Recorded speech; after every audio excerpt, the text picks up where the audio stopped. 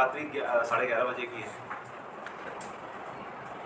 उसमें थाना प्रभारी स्वयं अस्पताल तक आए पीड़ित के साथ में, और यहाँ पर आते आते उनकी मृत्यु हो चुकी थी। संभवतः जो सेफ्टी वगैरह की चोट थी उनके पास, वो अंदर से काफ़ी गंभीर थी। प्रारंभिक तौर पर जो कुछ इसमें सुराग नहीं मिल रहे थे, इसलिए इसमें यहाँ पर शून्य में मामला दर्ज किया गया अज्ञात आरोपियों के खिलाफ, और असल जो नंबर पर FIR है वो थाना चौराही में दर्ज की गई अज्ञात आरोपियों के खिलाफ। आई विटनेस बिल्कुल नहीं मिल रहे थे।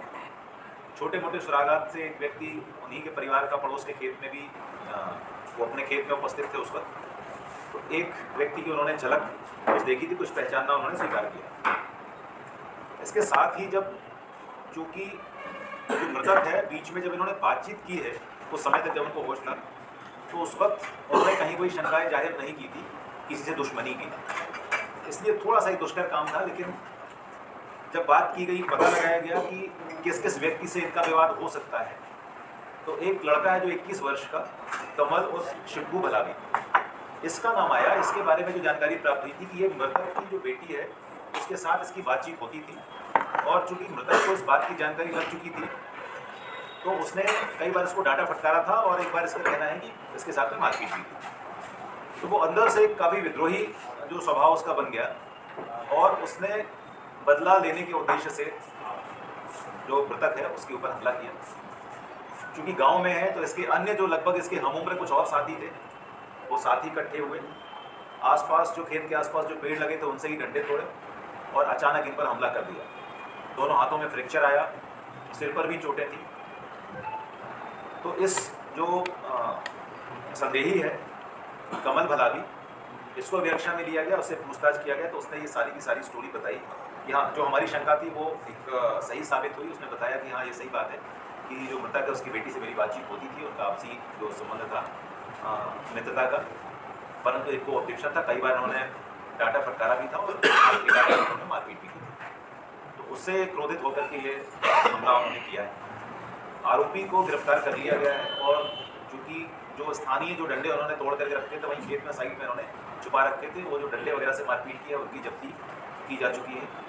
कुछ अन्य जो उसके साथियों के नाम आए हैं उनकी उपस्थिति के संबंध में एक साक्ष्य एकत्रित की जा रही है। नाम काफ़ी कुछ उसने बताए हैं, उनका कौन कौन उसमें उपस्थित था, वो नाम सही है या गलत है, इसके बारे में सत्यापन का कार्य किया जा रहा है, और उनकी उपस्थिति भी जैसे वहाँ पर प्रूफ हो जाएगी तो उनकी भी गिरफ्तारी सुनिश्चित कर ली जाएगी। इस प्रकार ये जो पूरा घटनाक्रम है, लगभग इसमें 24 घंटे के अंदर इसका खुलासा कर लिया गया है। ऐसा लग रहा था कि चूँकि मामला टोटल ब्लाइंड है और कहीं कोई सुराग नहीं मिल रहे थे, परंतु इसमें स्थानीय पुलिस ने काफ़ी इसमें मेहनत की और लगातार मेहनत की, और इस प्रकार 24 घंटे में इस पूरी वारदात का खुलासा कर लिया। इसमें क्या लड़की ने भी कोई स्वीकार किया? लड़की से चूँकि अब बातचीत होना बाकी है अभी, क्योंकि बच्चियों के मामले में थोड़ा सा सतर्कता रखनी पड़ती है कि कहीं कोई उस पर सार्वजनिक कोई आरोप ना लगे, कोई लांछन ना लगे, इसलिए उससे जो है वो एक उसके बयान तो दर्ज होंगे, पूछताछ की जाएगी। और क्योंकि आरोपी ने स्वीकार कर लिया, कोई जिन डंडों से मारपीट करी वो सब रक्त वगैरह उनके हिसाब से सारी की सारी चीज़ें वहाँ स्पॉट पर सारी चीज़ें मिल गई हैं, तो इसलिए अभी बहुत अधिक बच्ची से पूछने की आवश्यकता नहीं पड़ी। परंतु इस घटनाक्रम में चूँकि इसका जो रूट कॉज है वो बच्ची की व्यस्तता थी, तो उसके बारे में जरूर उसके बयान विवेचना के दौरान लिए।